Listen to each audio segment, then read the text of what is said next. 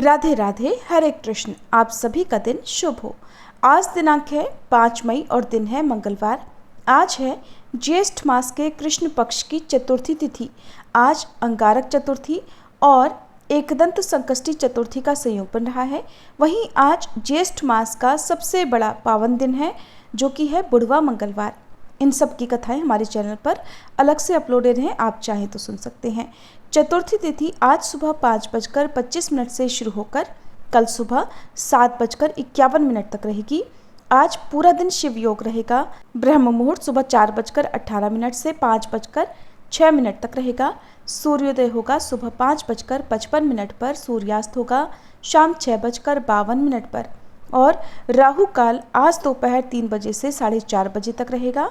आज सुनिए ज्येष्ठ मास महात्म्य की कथा, और उससे पहले आपको सुनाते हैं श्रीमद् भगवद गीता का दूसरा अध्याय। श्री भगवान देवी लक्ष्मी से कहते हैं, लक्ष्मी, भगवद गीता के प्रथम अध्याय के महात्म्य का उत्तम उपाख्यान मैंने तुम्हें सुना दिया। अब अन्य अध्यायों के महात्म्य भी सुनो। दक्षिण दिशा में वेद वेत्ता ब्राह्मणों के पुरंदरपुर नामक नगर में श्रीमान देव शर्मा नामक एक विद्वान ब्राह्मण रहते थे। वे अतिथियों के पूजक, स्वाध्यायशील, वेद शास्त्रों के विशेषज्ञ, यज्ञों का अनुष्ठान करने वाले और तपस्वियों के सदा ही प्रिय थे। उन्होंने उत्तम द्रव्यों के द्वारा अग्नि में हवन करके बहुत लंबे समय तक देवताओं को तृप्त किया, किंतु उन धर्मात्मा ब्राह्मण को कभी सदा रहने वाली शांति नहीं मिली। वे परम कल्याणमय तत्व का ज्ञान प्राप्त करने की इच्छा से प्रतिदिन प्रचुर सामग्रियों के द्वारा सत्य संकल्प वाले तपस्वियों की सेवा करने लगे। इस प्रकार शुभ आचरण करते हुए उन्हें बहुत समय बीत गया। इसके बाद एक दिन पृथ्वी पर उनके समक्ष एक त्यागी महात्मा प्रकट हुए। वे पूर्ण अनुभवी, आकांक्षा रहित, नासिका के अग्रभाग पर दृष्टि रखने वाले तथा शांत चित्त थे। निरंतर परमात्मा के चिंतन में संलग्न होकर वे सदा आनंद विभोर रहा करते थे। देव शर्मा ने उन नित्य संतुष्ट तपस्वी को शुद्ध भाव से प्रणाम किया और फिर पूछा, महात्मन, मुझे शांतमय स्थिति कैसे प्राप्त होगी?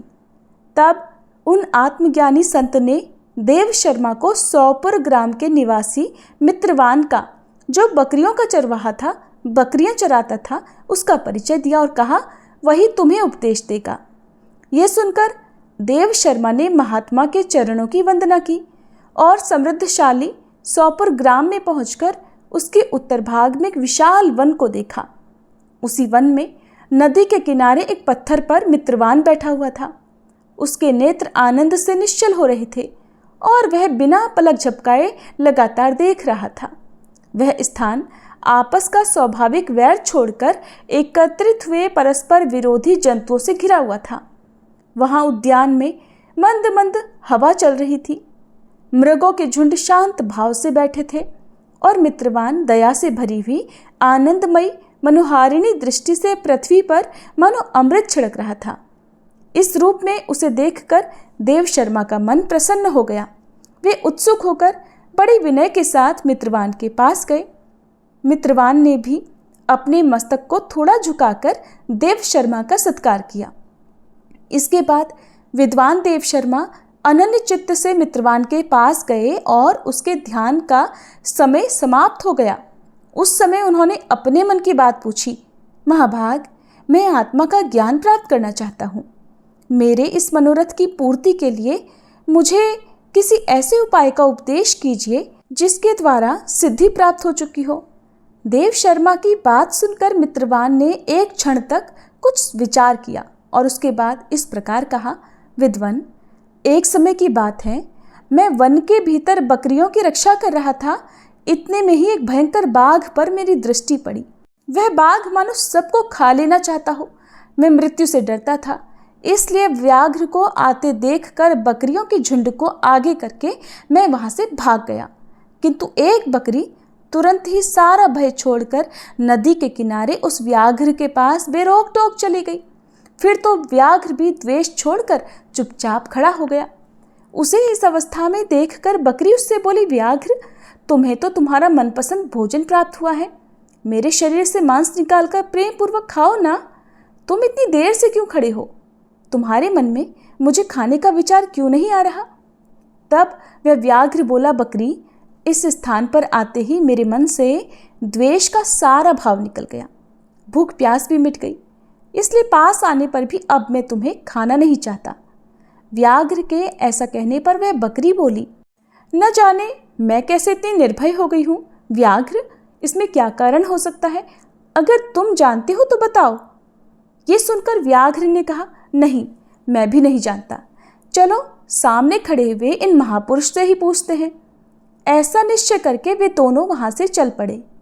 उन दोनों के स्वभाव में यह विचित्र परिवर्तन देखकर मैं बड़ा आश्चर्य में पड़ा था। इतने में ही उन्होंने मुझसे आकर प्रश्न किया।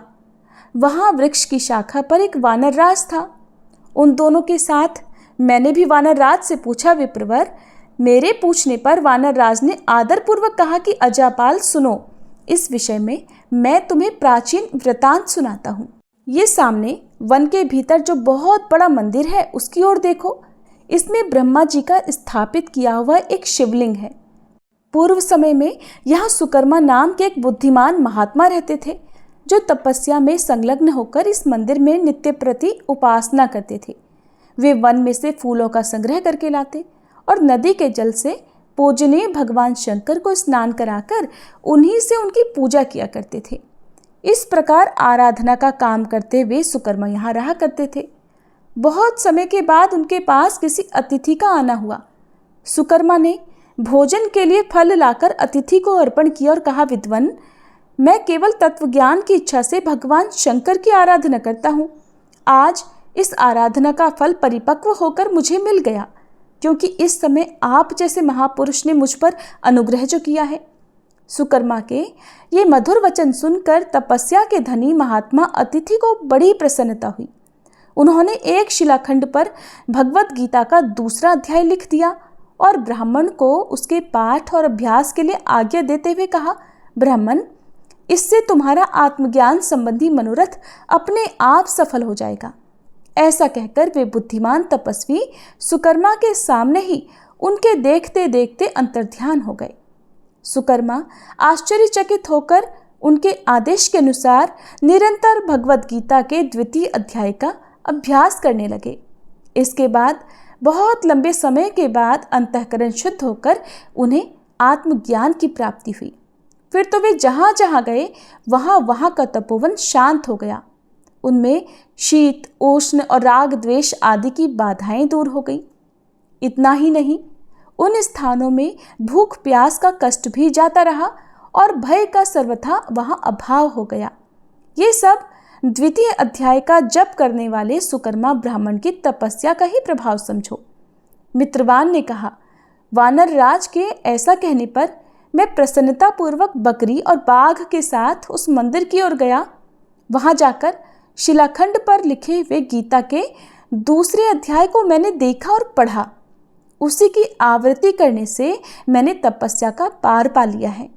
इसलिए भद्र पुरुष, तुम भी सदा द्वितीय अध्याय की ही आवृत्ति किया करो। ऐसा करने पर मुक्ति तुमसे दूर नहीं रहेगी। श्री भगवान देवी लक्ष्मी से कहते हैं, प्रिय, मित्रवान के इस प्रकार आदेश देने पर देव शर्मा ने उसका पूजन किया और उसे प्रणाम करके पुरंदरपुर की राह ली। फिर वहां किसी देवालय में पूर्वोक्त आत्मज्ञानी महात्मा को पाकर उन्होंने ये सारा वृतांत उनसे निवेदन किया और सबसे पहले उन्हीं से द्वितीय अध्याय को पढ़ा। उनसे उपदेश पाकर शुद्ध अंतःकरण वाले देव शर्मा प्रतिदिन बड़ी श्रद्धा के साथ द्वितीय अध्याय का पाठ करने लगे। तब से उन्होंने प्रशंसा के योग्य परम पद को प्राप्त कर लिया। अब सुनिए सीता नित्यनेम की कहानी। ये कहानी सीता माता कहती थी और भगवान श्री राम इसे सुना करते थे।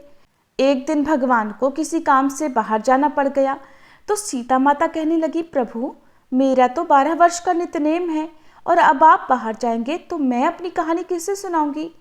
तब भगवान राम जी ने कहा कि तुम कुएं की पाल पर जाकर बैठ जाना और वहां जो औरतें पानी भरने आएंगी उन्हें अपनी कहानी सुना देना। सीता माता भगवान के कहे अनुसार कुएं की पाल पर जाकर बैठ गई। तभी एक स्त्री आई जिसने रेशम जरी की साड़ी पहन रखी थी और सोने का घड़ा ले रखा था। सीता माता ने उसे देखा तो कहने लगी कि बहन, मेरा 12 वर्ष का नित्यनेम सुन लो। तब वह स्त्री बोली, मैं तुम्हारा नित्यनेम सुनूंगी तो मुझे तो घर जाने में देर हो जाएगी, फिर मेरी सास मुझसे लड़ेगी। उसने कहानी नहीं सुनी और चली गई। घर जाते ही उसकी रेशम जरी की साड़ी फट गई, सोने का घड़ा मिट्टी के घड़े में बदल गया।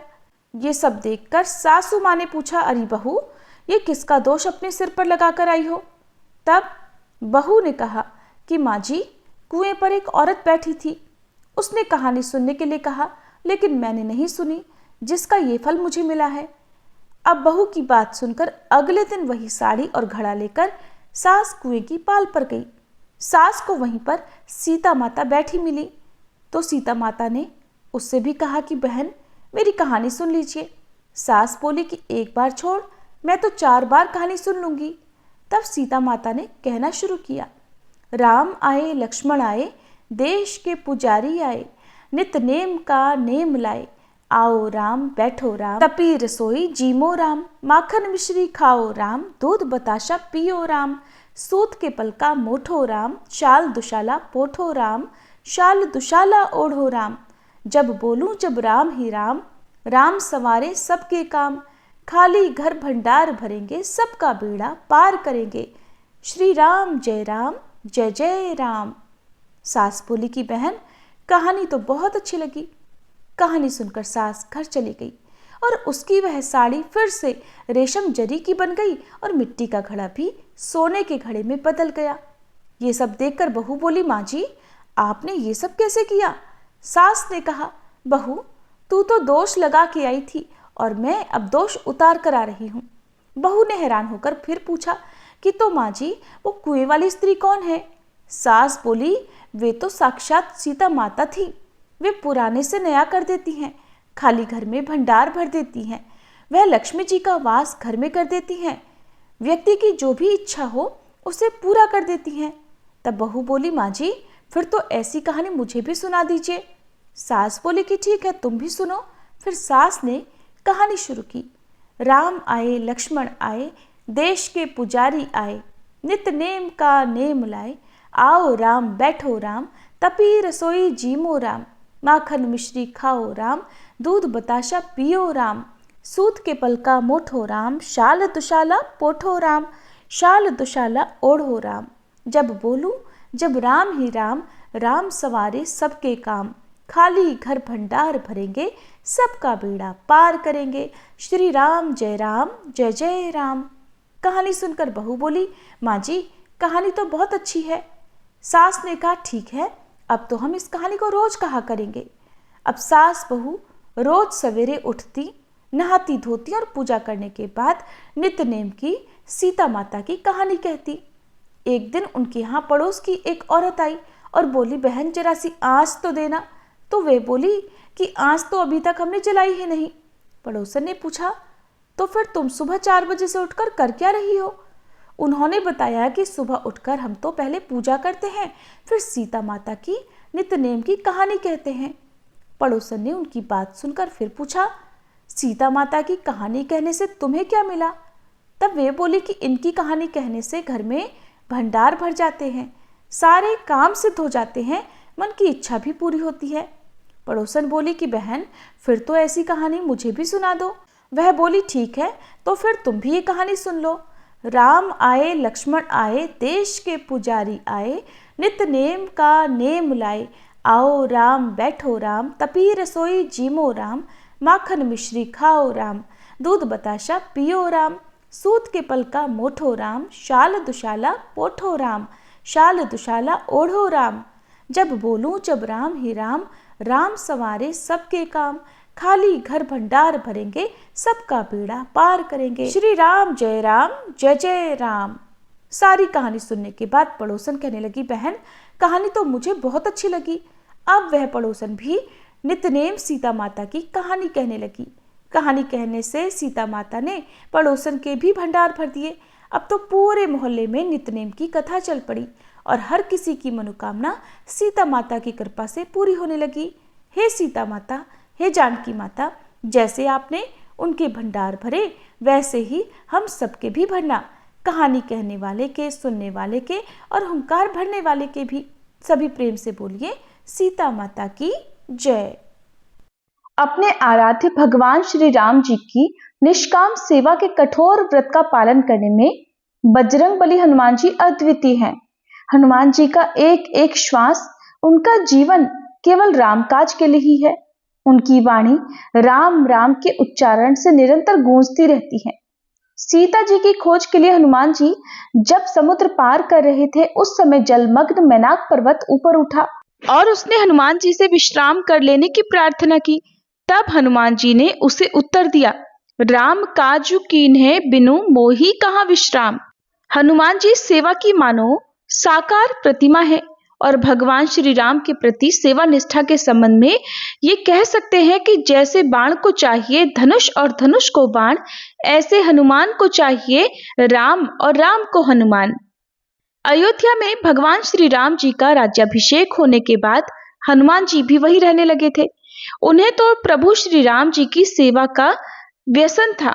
सच्चे सेवक का लक्षण ही है कि वो आराध्य के चित्त की हर बात जान लिया करता है। उसे पता रहता है कि मेरे स्वामी को कब क्या चाहिए, कब क्या प्रिय लगेगा। श्री राम जी को कोई भी वस्तु चाहिए तो हनुमान जी पहले से ही लेकर उपस्थित हो जाते। किसी कार्य, किसी पदार्थ के लिए संकेत तक करने की आवश्यकता नहीं होती थी। हनुमान जी की सेवा का ये परिणाम हुआ कि भरत आदि भाइयों को श्री राम जी की सेवा का कोई भी अवसर प्राप्त करना बड़ा मुश्किल हो गया। इससे घबराकर सब ने मिलकर एक योजना बनाई और श्री जानकी जी को अपनी ओर मिला लिया। प्रभु की समस्त सेवाओं की सूची बनाई गई। कौन सी सेवा कब कौन करेगा, ये उसमें लिख दिया गया। अब जब हनुमान जी प्रातःकाल सरयू स्नान करने गए, तब इसी अवसर का लाभ उठाकर तीनों भाइयों ने वह सूची, जिसमें सभी को सेवा सौंपी गई थी, भगवान के सामने लाकर रख दी। भगवान ने देखा कि इतनी लंबी सूची में कहीं भी हनुमान जी का नाम नहीं है, यानी कि हनुमान जी को कोई भी सेवा नहीं दी गई। तब उन्होंने भी मुस्कुराते हुए उस योजना पर अपनी सहमति दे दी। हनुमान जी को इस बारे में कुछ भी पता नहीं था।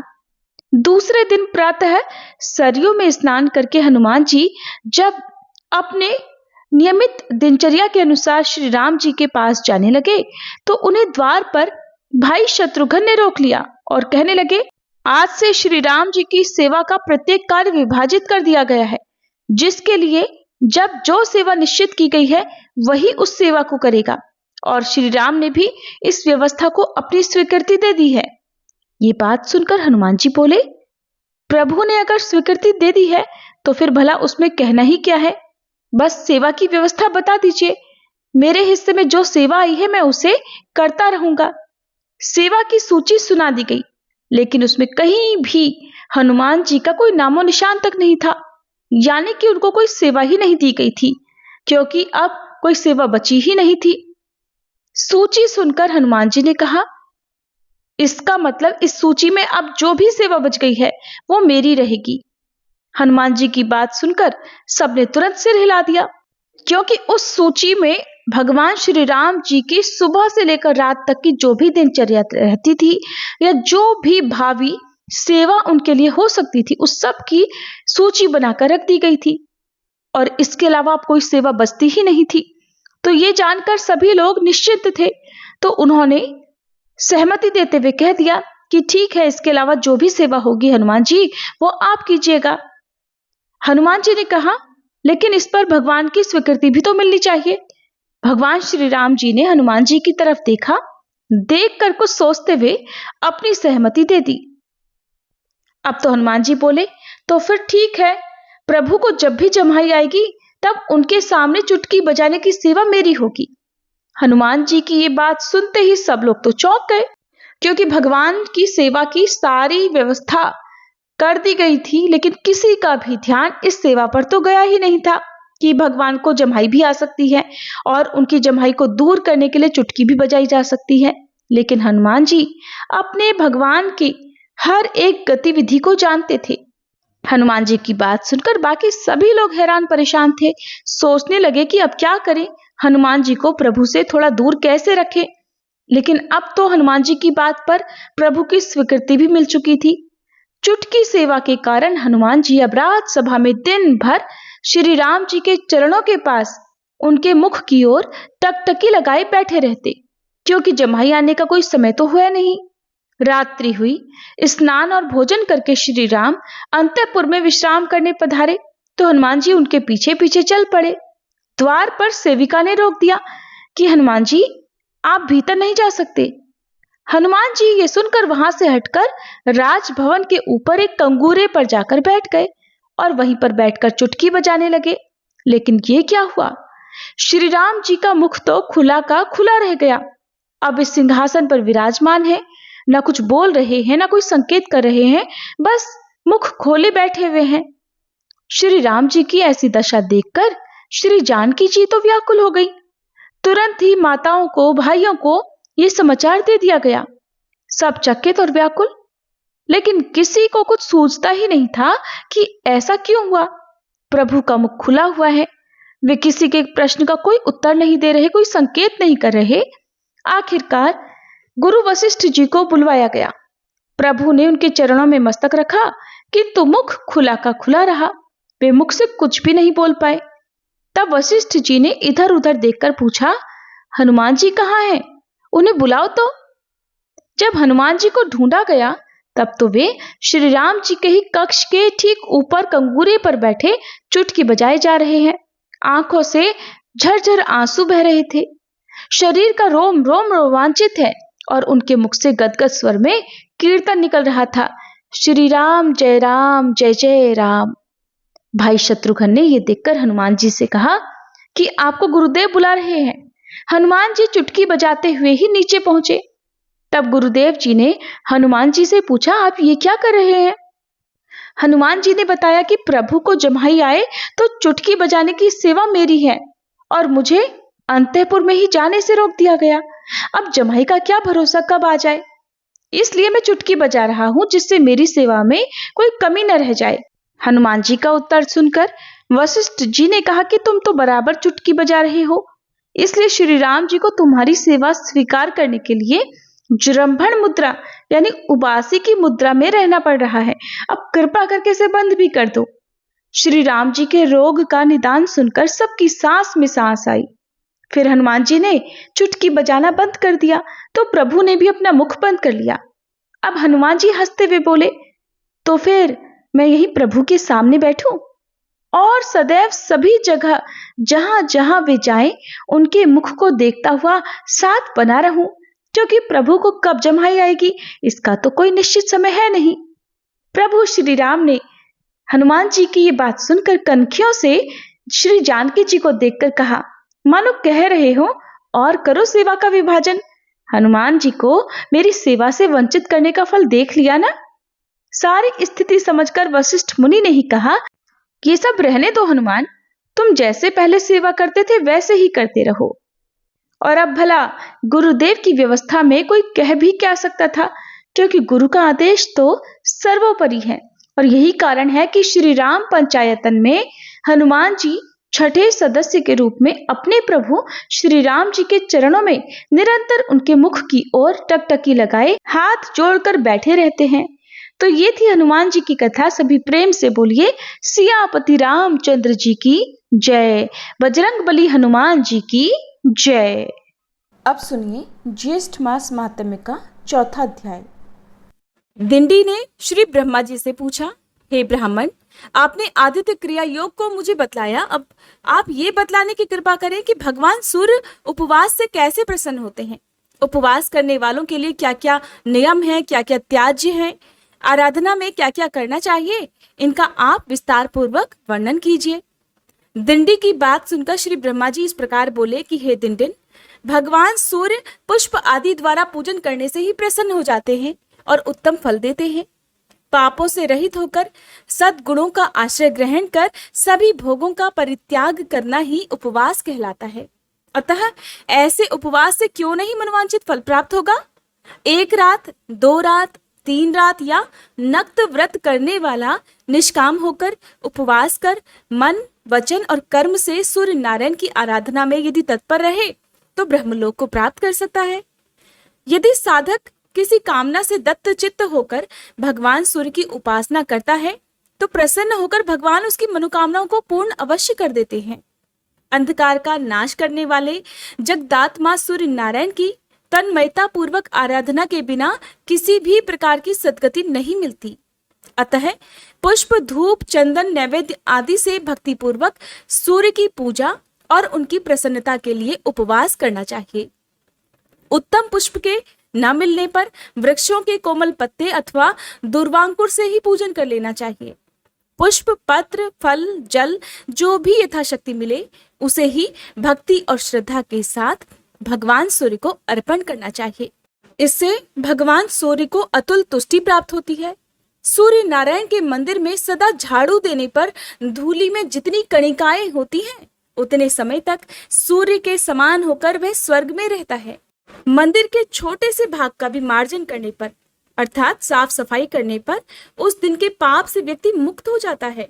जो गोमय से, मृतिका अथवा अन्य धातुओं के चूर्णों से मंदिर में उपलेपन करता है, वह विमान पर चढ़कर सूर्य लोक में जाता है।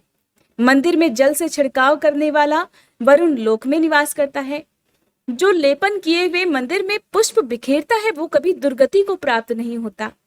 मंदिर में दीप प्रज्वलित करने वाला व्यक्ति सभी ऋतुओं में सुखप्रद सवारी प्राप्त करता है। ध्वजा चढ़ाने वाले के ज्ञात और अज्ञात सभी पाप पताका के वायु से हिलने पर ही नष्ट हो जाते हैं। गीत, वाद्य और नृत्य के द्वारा मंदिर में उत्सव करने वाला उत्तम विमान में बैठता है। गंधर्व और अप्सराएं उसके आगे गान और नृत्य करती हैं।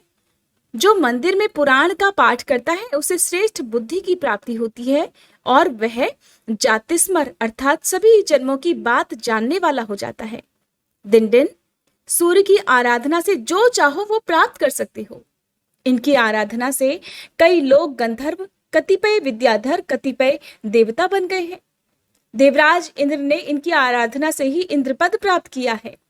ब्रह्मचारी, गृहस्थ और वानप्रस्थ और स्त्रियों के ये ही उपास्य हैं। जितेंद्रीय सन्यासी भी इनके अनुग्रह से ही मुक्ति को प्राप्त होते हैं, क्योंकि ये ही मोक्ष के द्वार भी हैं। इस तरह सभी वर्ण और आश्रमों के आश्रय और परम गति भगवान सूर्य ही हैं। हे दिन दिन, अब मैं काम्य उपवास और फल सप्तमी का वर्णन करता हूँ। फल सप्तमी का व्रत करने से सभी प्रकार के पाप नष्ट हो जाते हैं और सूर्य लोक की प्राप्ति होती है। भाद्रपद मास की शुक्ल चतुर्थी को अयाचित व्रत कर पंचमी को एक बार भोजन करें। षष्ठी को जित क्रोध जितेंद्रिय होकर पूर्ण उपवास करें और फिर भक्ति के साथ सभी सामग्रियों से सूर्य नारायण की पूजा करें। रात में भगवान सूर्य के सम्मुख पृथ्वी पर शयन करें। सप्तमी को सूर्य भगवान का ध्यान करते हुए प्रातः उठकर स्नान पूजन करें और खजूर, नारियल, आम, मातुलुंग आदि नैवेद्यों का भोग लगाए और ब्राह्मणों को दे तथा स्वयं भी प्रसाद के रूप में उन्हें ग्रहण करे।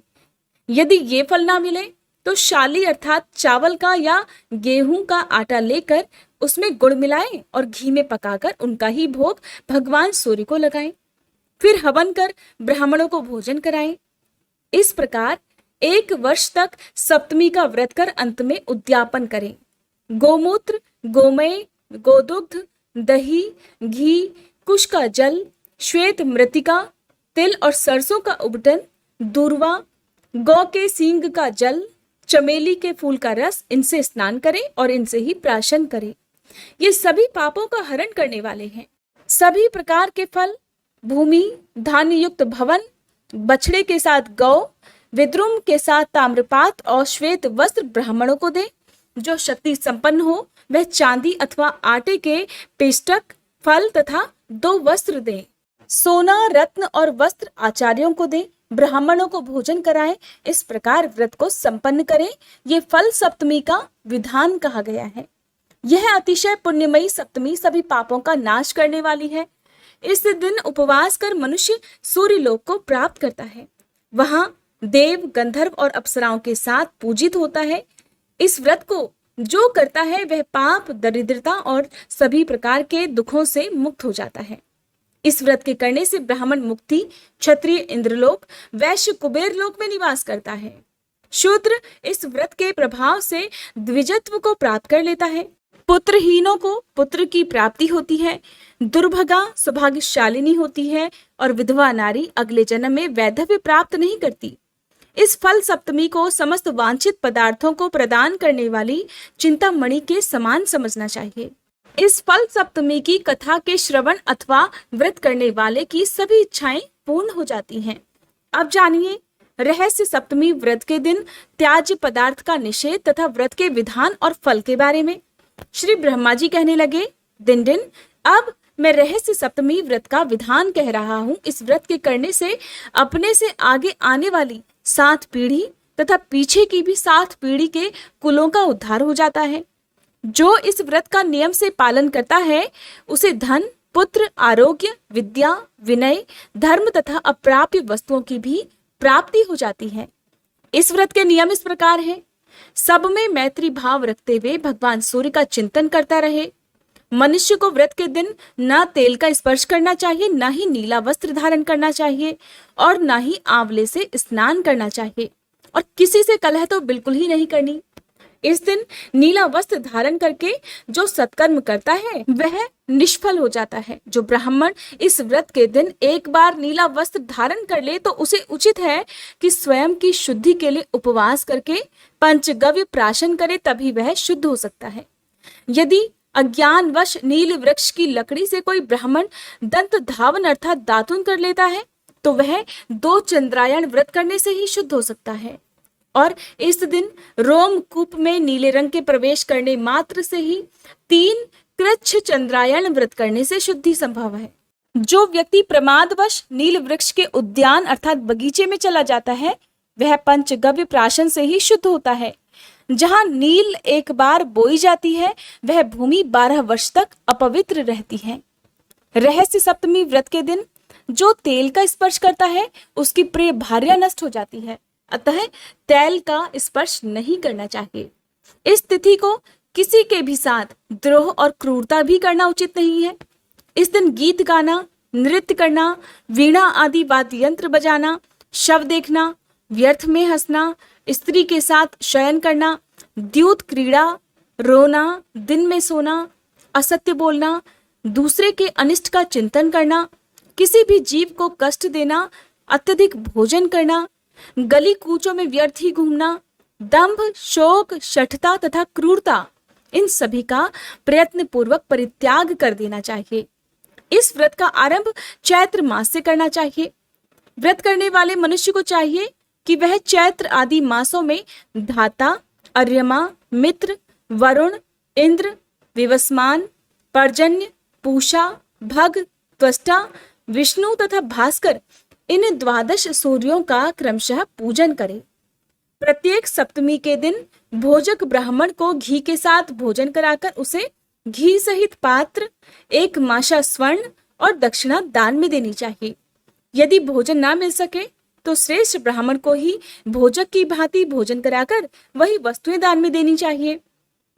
हे दिन, इस प्रकार मैंने सप्तमी के इस महात्म्य का वर्णन किया जिसके श्रवण मात्र से भी सभी प्रकार के पाप नष्ट हो जाते हैं और सूर्यलोक की प्राप्ति होती है।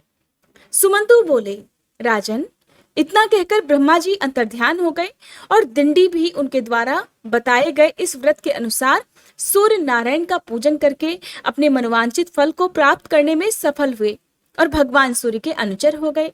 राजा शतानीक ने कहा, हे मुने, आप भगवान सूर्य नारायण के प्रभाव का और भी वर्णन कीजिए, क्योंकि हे प्रभु, आपकी अमृतमयी वाणी सुन सुनकर मुझे तृप्ति नहीं हो रही है। तब सुमंतु जी ने कहा, हे राजन, इस विषय में शंख और द्विज का जो संवाद हुआ है उसे अब आप सुनिए, जिसे सुनकर मानव संपूर्ण पापों से मुक्त हो जाता है। एक अत्यंत रमणीय आश्रम था जिसमें सभी वृक्ष फलों के भार से झुक रहे थे। कहीं मृग अपनी सींगों से परस्पर एक दूसरे के शरीर में खुजला रहे थे तो किसी दिशा में मयूरों का नृत्य और भ्रमरों की मधुर ध्वनि का गुंजार हो रहा था। ऐसे मनोहारी आश्रम में अनेक तपस्वियों से सेवित भगवान सूर्य के अनन्य भक्त शंख नाम के एक मुनि रहते थे। एक बार भोजक कुमारों ने मुनि के समीप जाकर विनय पूर्वक अभिवादन कर निवेदन किया कि हे महाराज, वेदों के विषय में हमें संदेह है, कृपया आप उसका निवारण कीजिए। उन विनयी भोजकों की इस प्रार्थना को सुनकर प्रसन्न हुए शंख मुनि उन सभी को वेदाध्ययन कराने लगे। एक दिन वे सभी कुमार वेद का अध्ययन कर रहे थे कि उसी समय एक परम तपस्वी द्विज नाम के एक श्रेष्ठ मुनि वहां आ पहुंचे। अमित तेजस्वी उन शंख मुनि ने उनकी विधिवत अर्चना की और उन्हें आसन पर विराजमान कराया। उन कुमारों ने भी उनकी वंदना की, जिससे द्विज बहुत प्रसन्न हुए। तब शंख मुनि उन भोजक कुमारों से इस प्रकार कहने लगे कि शिष्ट पुरुषों के आगमन से अन्याय होता है, अतः तुम सब इस समय अपना अध्ययन समाप्त करो। ये सुनते ही कुमारों ने अपने अपने ग्रंथ बंद कर दिए। द्विज ने शंख मुनि से पूछा कि ये बालक कौन है और क्या पढ़ रहे हैं। तब शंख मुनि कहने लगे कि महाराज, ये भोजक कुमार हैं। सूत्र और कल्प के साथ चारों वेद, सूर्य नारायण के पूजन और हवन का विधान, प्रतिष्ठा विधि, रथ यात्रा की रीति तथा सप्तमी तिथि के कल्प का ये अध्ययन कर रहे हैं। द्विज ने फिर से पूछा, हे मुने, सप्तमी व्रत का क्या विधान है और भगवान सूर्य के अर्चन की क्या विधि है? सूर्य मंदिर में गंध पुष्प द्वीप आदि देने से क्या फल प्राप्त होता है? किस व्रत नियम और दान से भगवान सूर्य नारायण प्रसन्न होते हैं? उन्हें कौन से पुष्प धूप तथा उपहार दिए जाते हैं? ये सब मैं भी सुनना चाहता हूं, इसे आप बताइए। सूर्य नारायण के महात्म्य की भी विशेष रूप से चर्चा कीजिए। तब शंख मुनि कहने लगे कि इस प्रसंग में मैं महाराज सांब और महर्षि वशिष्ठ के संवाद का वर्णन कर रहा हूं, ध्यान पूर्वक सुनो। एक बार सांब महर्षि वशिष्ठ जी के पवित्र आश्रम में गए। वहां जाकर उन्होंने नियतात्मा वशिष्ठ जी के चरणों में प्रणाम किया और हाथ जोड़कर विनीत भाव से खड़े हो गए।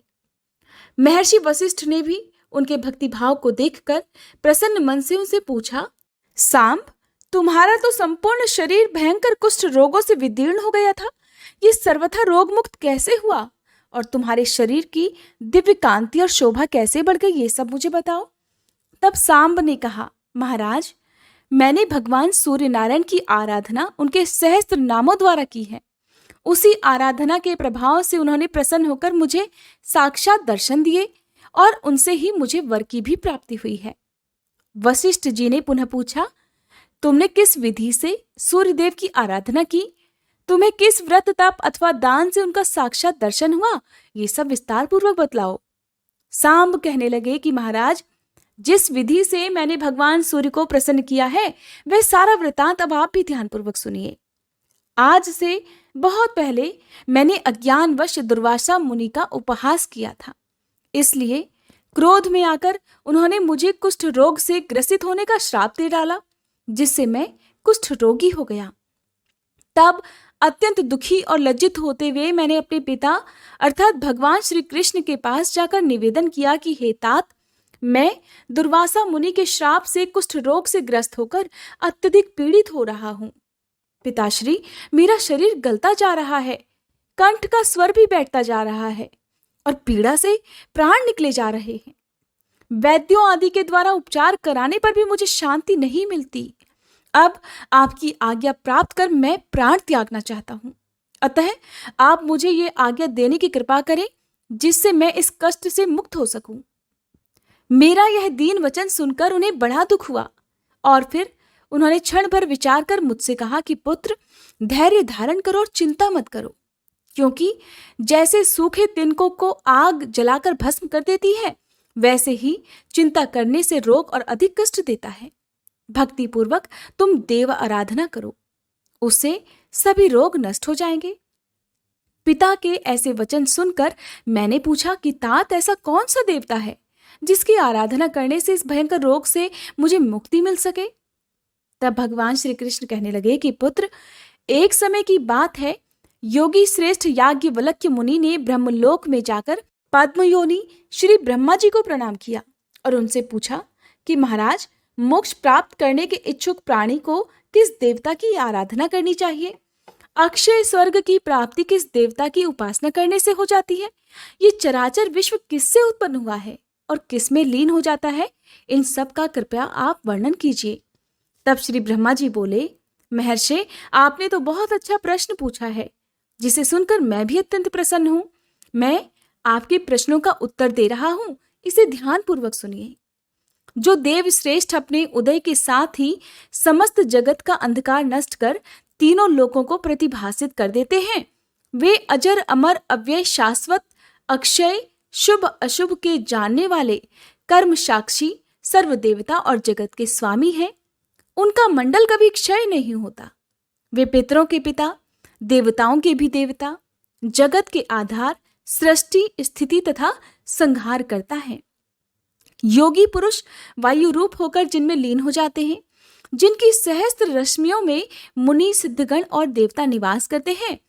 जनक, व्यास, शुकदेव, बालखिल्य आदि ऋषिगण, पंचशिख आदि योगीगण जिनके प्रभा मंडल में प्रविष्ट हुए हैं, ऐसे वे प्रत्यक्ष देवता सूर्य नारायण ही हैं। ब्रह्मा, विष्णु तथा शिव आदि का नाम तो मात्र सुनने में ही आता है, पर सभी को वे दृष्टिगोचर नहीं होते, अर्थात दिखाई नहीं देते।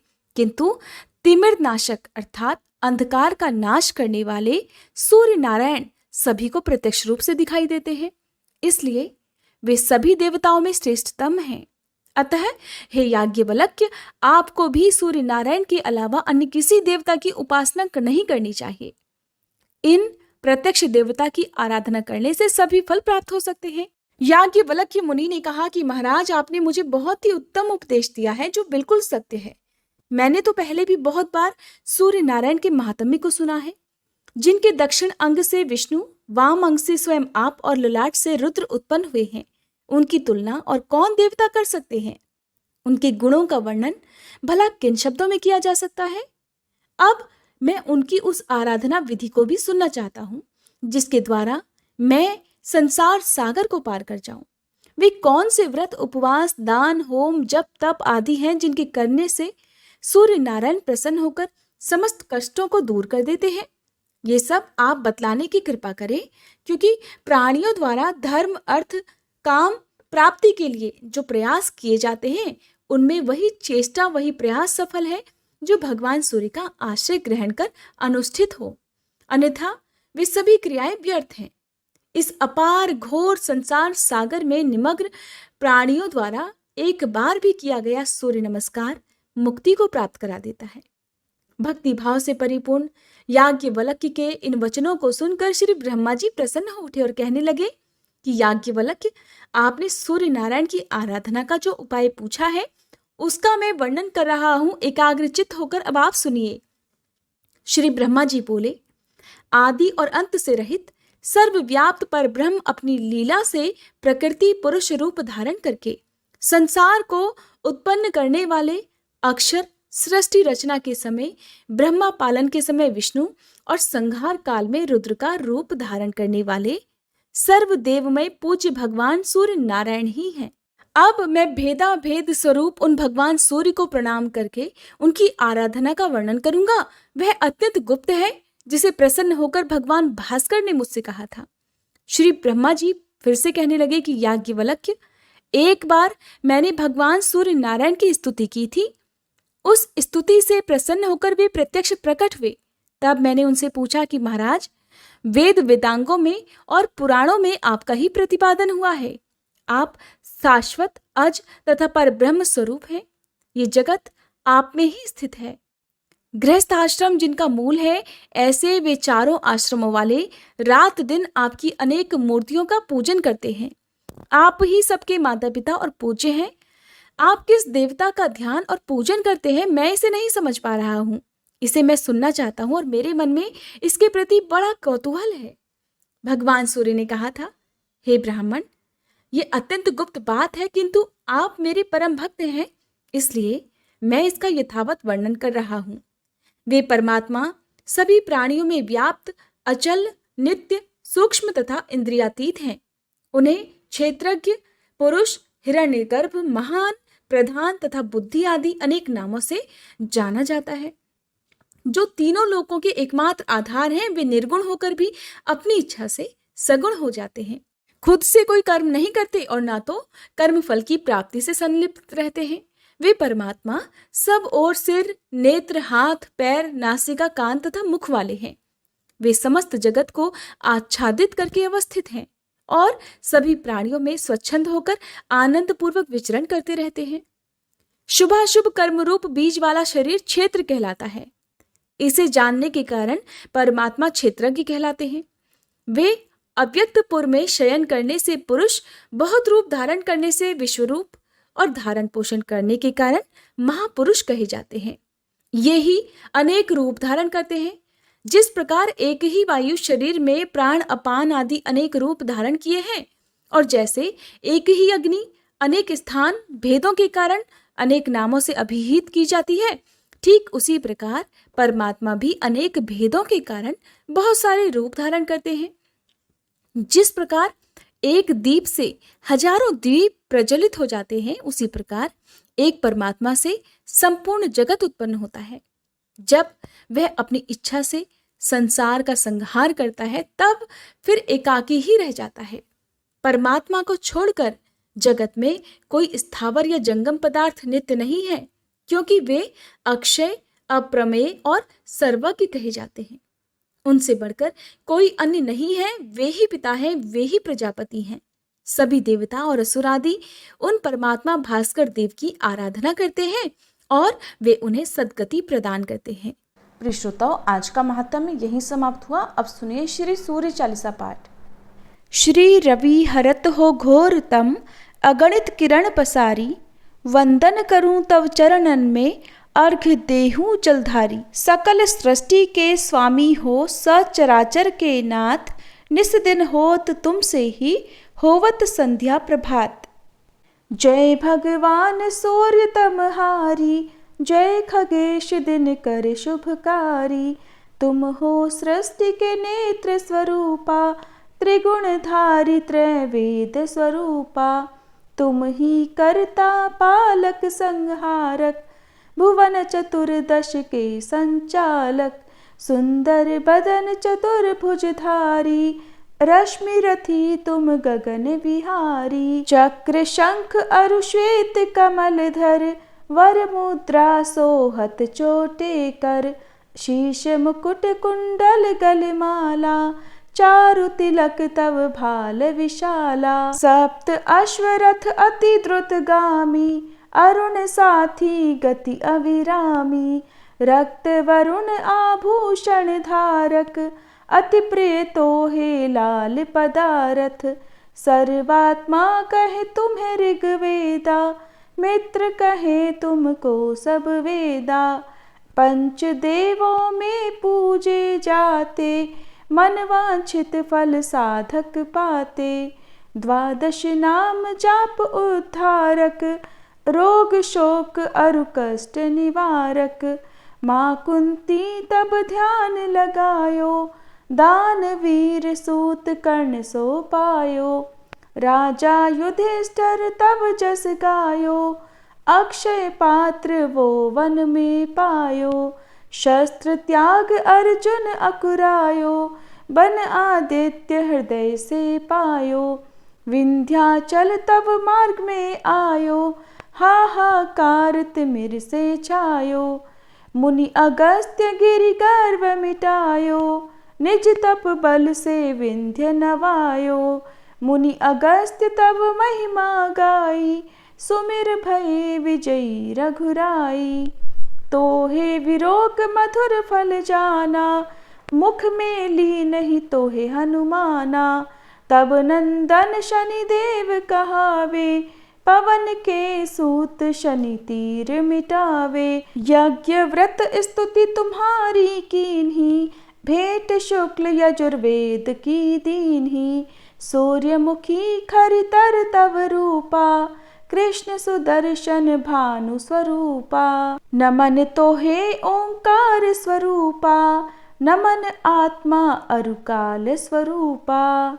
दिग दिगंत तब तेज प्रकाशे, उज्ज्वल रूप तुम्ही आकाशे। दस दिगपाल करत तब सुमिरन, अंजलि नित्य करत हैं अर्पण।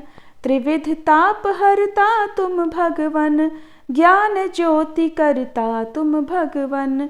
सफल बनावे तब आराधना, गायत्री जप सरल है साधना। संध्या त्रिकाल करत जो कोई, पावे कृपा सदा तब वो ही। चित्त शांति सूर्यास्तक देवा, व्याधि अपाधि सब हर ही लेवा। अष्टदल कमल यंत्र शुभकारी, पूजा उपासन तब सुखकारी। माघ मास शुद्ध सप्तमी पावन, आरंभ हो तब शुभ व्रत पालन। भानु सप्तमी मंगलकारी, भक्ति दायनि दोषण हारी। रविवासर जो तुमको ध्यावे, पुत्रादिक सुख वैभव पावे। पाप रूपी पर्वत के विनाशी, व्रज रूप तुम हो अविनाशी। राहु आन तब ग्रास बनावे, ग्रहण सूर्यता को लग जावे। धर्म दान तब करते हैं साधक, मिटत राहु तब पीड़ा बाधक। सूर्य देव तब कृपा कीजे, दीर्घ आयु बल बुद्धि दीजे। सूर्य उपासना कर नित्य ध्यावे, कुष्ठ रोग से मुक्ति पावे। दक्षिण दिशा तोरी गति जावे, दक्षिणायन वो ही कहलावे। उत्तर मार्गी तुर रथ होवे, उत्तरायण तब वो कहलावे। मन और वचन कर्म हो पावन, संयम करता भलित आराधन। भरत दास चिंतन करत, घर दिन कर तब ध्यान। रखियो कृपा इस भक्त पे, तुम्हारी सूर्य भगवान। ओम जय सूर्य भगवान, जय हो दिनकर भगवान। जगत के नेत्र स्वरूपा, तुम हो त्रिगुण स्वरूपा। धरत सब ही तब ध्यान, ओम जय सूर्य भगवान। सारथी अरुण है प्रभु, तुम श्वेत कमल धारी। तुम चार भुजाधारी, अश्व है सात तुम्हारे। कोटि किरण पसारे, तुम हो देव महान। ओम जय सूर्य भगवान। उषा काल में जब तुम उदयाचल आते, सब तब दर्शन पाते। फैलाते उजियारा, जागता तब जग सारा। करे सब तब गुणगान, ओम जय सूर्य भगवान। संध्या में भुवनेश्वर अस्ताचल जाते। गोधन तब घर आते, गोधूली बेला में। हर घर हर आंगन में, हो तब महिमा गान। ओम जय सूर्य भगवान। देव दनुज नर नारी, ऋषि मुनिवर भजते। आदित्य हृदय जपते, स्तोत्र ये मंगलकारी। इसकी है रचना न्यारी, दे नव जीवन दान। ओम जय सूर्य भगवान। तुम हो त्रिकाल रचयिता, तुम जग के आधार। महिमा तब अपरंपार, प्राणों का सिंचन करके। भक्तों को अपने देते, बल बुद्धि और ज्ञान। ओम जय सूर्य भगवान। भूचर जलचर खेचर, सबके हो प्राण तुम्ही। सब जीवों के प्राण तुम्ही। वेद पुराण बखाने, धर्म सभी तुम्हें माने। तुम ही सर्वशक्तिमान, ओम जय सूर्य भगवान। पूजन करती दिशाएं, पूजे दश दिक्पाल।